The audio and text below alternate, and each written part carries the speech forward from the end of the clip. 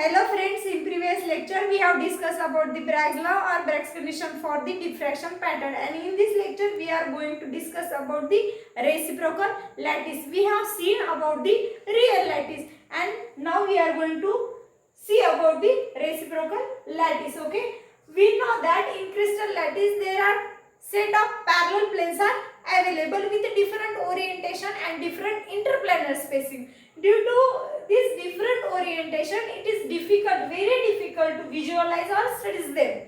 And we have seen the experimental method for diffraction pattern, and in that we have also seen the orientation of that set of parallel planes.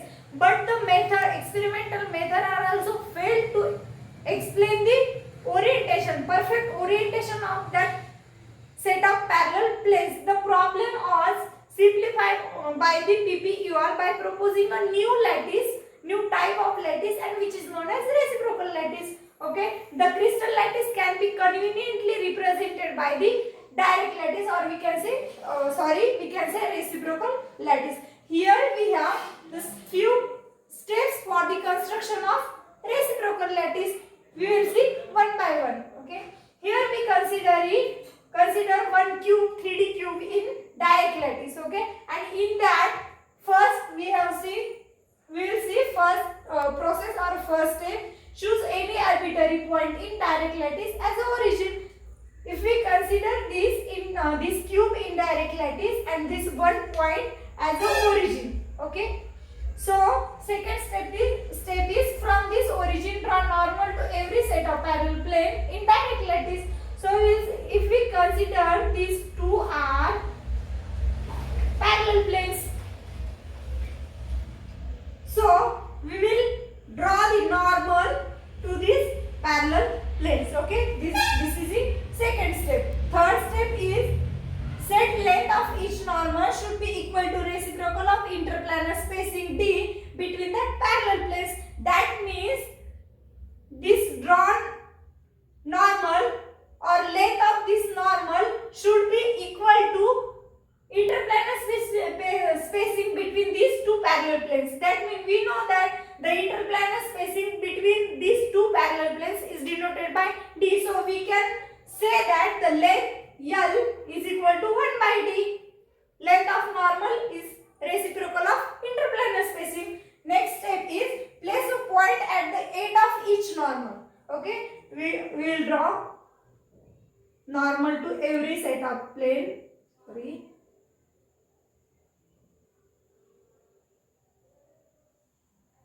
From one origin. Okay, here we will see these are the two parallel planes. These are also top and bottom planes are the parallel planes. Okay, so next is place a point at the end of each normal.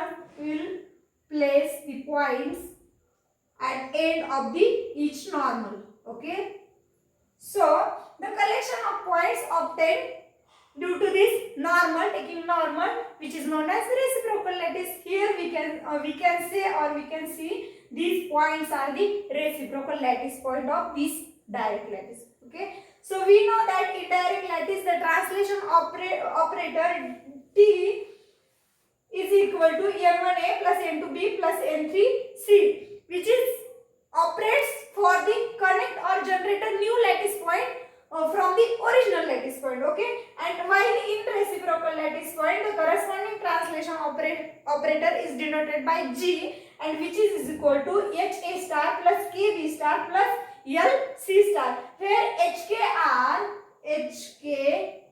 are Miller indices and A star, B star and C star are the reciprocal lattice vector. Okay, so these all about the concept of reciprocal lattice. We will see the Bragg's law in terms of vector form. Okay, now we know that this is the diagram for Bragg's condition we have seen earlier. This is the incident beam and which is denoted by K vector. or we can say this is the incident wave vector, and this is the reflected beam, or we can say reflected wave vector, and which is denoted by k dash vector. Okay, we know that this is the set of parallel planes and distance between these two is interplanar spacing, or which is denoted by d. Okay, so we will see Bragg law in vector form. Okay, so let us consider the monochromatic X-ray. We know that these are the monochromatic X-rays and which is having frequency mu. Okay, so which is having frequency mu and incident on the crystal. Okay, so we will see the energy of incident X-ray beam is equal to, we can write, is equal, incident energy is equal to h nu, or we can say h cross omega. Okay, so this is for the incident X-ray beam, and if we will write for the reflected wave vector, that means k dash vector, the energy of reflected X-ray beam or reflected X-ray wave vector be the nu dash. We will consider, okay, as a nu dash. Okay, so thus the energy for reflected X-ray beam is h nu dash, because we have considered the incident X-ray beam.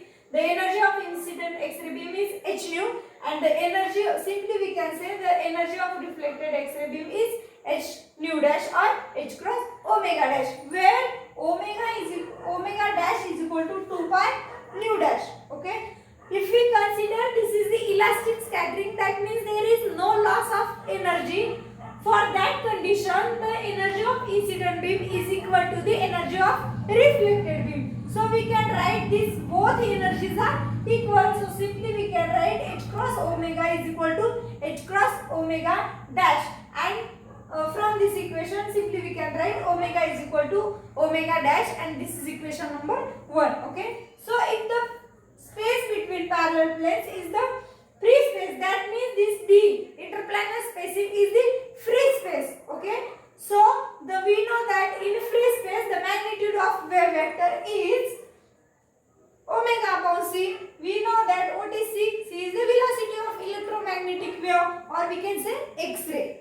Okay, so and k dash, from this we can write k dash is equal to, that means the magnitude of reflected wave vector is equal to omega dash upon c, and this is equation number 2. From equation 1 and 2 we can simply say that the both are, because for elastic scattering the incident wave vector and the reflected wave vector are equal. Here we can write magnitude of k vector is equal to magnitude of k dash vector.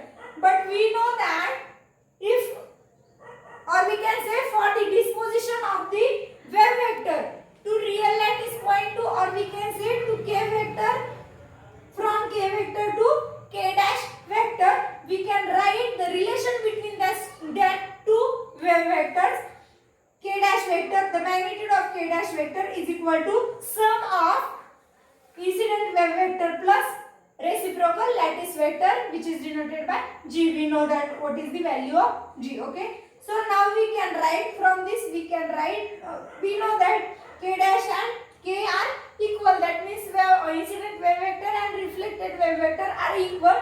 So we can write k dash square is equal to k plus g and k plus g also. Okay, so from the a plus b whole square, the solution or expansion, that formula is k dash square is equal to k square plus 2kg plus g square. Simply we can, if we shift this k square vector to the LHS of this equation, we will get k dash square minus k square is equal to 2kg plus g square. This will negative and positive, so this will be cancelled. So we can simply write 2kg plus, or we can say 2k vector g vector plus g square vector is equal to 0, or this is the condition, or this we can say this is the Bragg's condition in terms of vector form, or we can say Bragg's law in vector form. So thank you for watching this video, and also subscribe the channel for